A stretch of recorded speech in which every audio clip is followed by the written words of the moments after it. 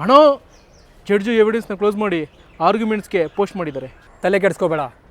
Under section 151 of CPC ಕೇಸ್ನ reopen ಮಾಡೋಣ. Under order 18 rule 17 ವಿಟ್ನೆಸ್ನ ರೀಕಾಲ್ ಮಾಡೋಣ. ಜೊತೆಗೆ ಆರ್ಡರ್ 8 ರೂಲ್ 1A ಫ್ರೆಶ್ ಡಾಕ್ಯುಮೆಂಟ್ಸ್ನ ಪ್ರೊಡ್ಯೂಸ್ ಮಾಡೋಣ. ತಲೆ ಕೆಡಿಸ್ಕೋಬೇಡ.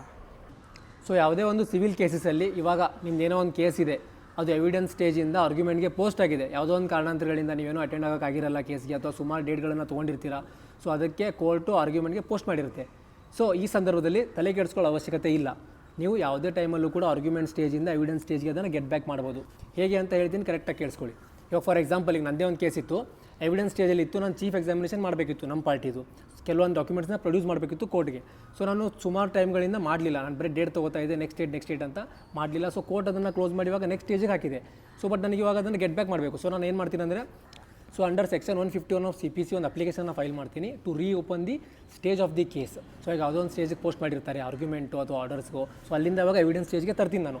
ಸೊ ಎವಿಡೆನ್ಸ್ ಸ್ಟೇಜಿಗೆ ಬಂದಾಗ ಇವಾಗ ನನ್ನ ಕೇಸಲ್ಲಿ ಇವಾಗ ನನಗೆ ನನ್ನ ವಿಟ್ನೆಸ್ನ ಕರಿಬೇಕು, ಅಂದರೆ ನನ್ನ ಪಾರ್ಟಿನ ಕರಿಬೇಕು for marking of documents. So ಅವ್ನು ಕರಿಬೇಕಂತಂದರೆ ಇವಾಗ under order 18 rule 17 of CPC ಇನ್ನೊಂದು ಅಪ್ಲಿಕೇಶನ್ನ ಫೈಲ್ ಮಾಡ್ತೀನಿ to recall the witness at any stage. So ಇವಾಗ ವಿಟ್ನೆಸ್ ಬರ್ತಾರೆ. ಸೊ ವಿಟ್ನೆಸ್ ಕಡೆಯಿಂದ ಅಡಿಷ್ನಲ್ ಡಾಕ್ಯುಮೆಂಟ್ಸ್ನ ನಾನು ಕೋರ್ಟ್ಗೆ ಪ್ರೊವೈಡ್ ಮಾಡಬೇಕು for marking of documents. So ಇವಾಗ ಡಿಫೆಂಡೆಂಟ್ ಕಡೆಯಿಂದ ಆರ್ಡರ್ 8 ರೂಲ್ 1A ಪ್ರಕಾರ ಇನ್ನೊಂದು ಅಪ್ಲಿಕೇಶನ್ನ ಫೈಲ್ ಮಾಡ್ತೀನಿ for production of additional documents.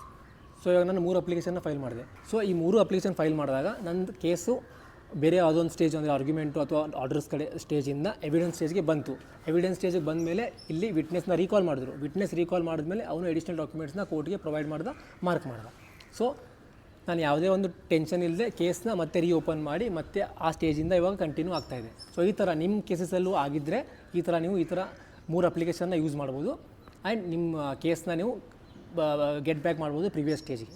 So I hope ನಿಮಗೆಲ್ಲ ಇದು ಅರ್ಥ ಆಯಿತು. ಸೊ ಇದೇ ಥರ for more law based content ನನ್ನ ಫಾಲೋ ಮಾಡಿ, ಹಾಗೂ ಕಮೆಂಟ್ ಮಾಡಿ. ನಿಮ್ಗೆ ಏನಾದರೂ ಟಾಪಿಕ್ ಇದ್ದರೆ ಅಥವಾ ನಿಮ್ಗೆ ಯಾವುದಾದ್ರೂ ಒಂದು ವಿಷಯದ ಮೇಲೆ ವಿಡಿಯೋ ಬೇಕಾದರೆ ಕಮೆಂಟ್ ಮಾಡಿ. ಆ ವಿಷಯದ ಮೇಲೆ ನಾನು ಆದಷ್ಟು ಬೇಗ ವಿಡಿಯೋ ಮಾಡಿ ಪೋಸ್ಟ್ ಮಾಡ್ತೀನಿ. Thank you.